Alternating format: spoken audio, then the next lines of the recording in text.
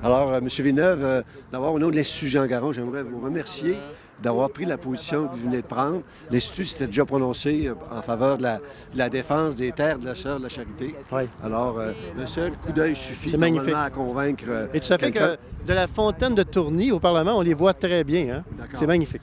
Écoutez, c'est quand même, je crois, une des premières prises de position officielles du Parti québécois dans le cadre de la pré-campagne électorale dans la région de Québec. Et vous avez fait le choix de dossiers agricoles.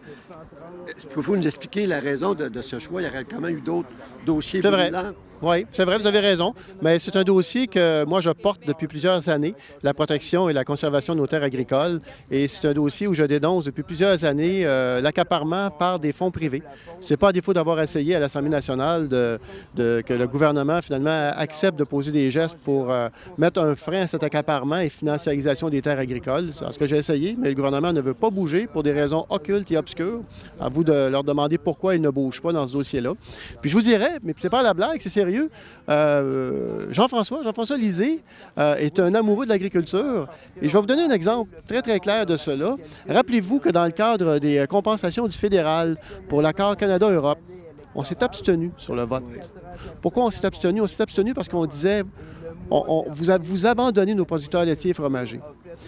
Et réussir à convaincre l'ensemble du caucus du Parti québécois de s'abstenir sur un enjeu aussi large, parce qu'on disait que nos agriculteurs étaient abandonnés, ben moi, écoutez, j'étais très heureux de voir que mon chef était d'accord avec ça et on s'est abstenu. Alors, c'est un geste politique, c'est aussi très important.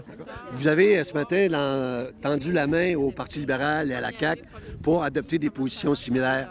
Est-ce qu'il n'aurait pas lieu aussi de faire appel au promoteur, M. Dallaire, pour l'inviter à réfléchir ou à reconsidérer son projet compte tenu de cette levée de boucliers qu'on sent de plus en plus dans la population? Ben moi, je pense que la population va. Le travail que l'on fait et l'implication et l'information qu'on va donner à la population seront nécessairement un outil, j'ose espérer, de persuasion par rapport à ce que vous venez de dire, face à la décision qu'aura à prendre M. Dallaire et le groupe Terre d'Espérance. Et je vous annonce aussi en passant que lors de l'étude des crédits qui commence bientôt, dans mon cas, à 15 heures, je vais, dès le départ, je vais réitérer cet engagement-là de la part de M. Lessard et de la part de la CAQ, s'ils veulent bien faire comme nous et s'engager à protéger ces terres agricoles-là. Ça va se faire cet après-midi. Je vous remercie. Merci à vous.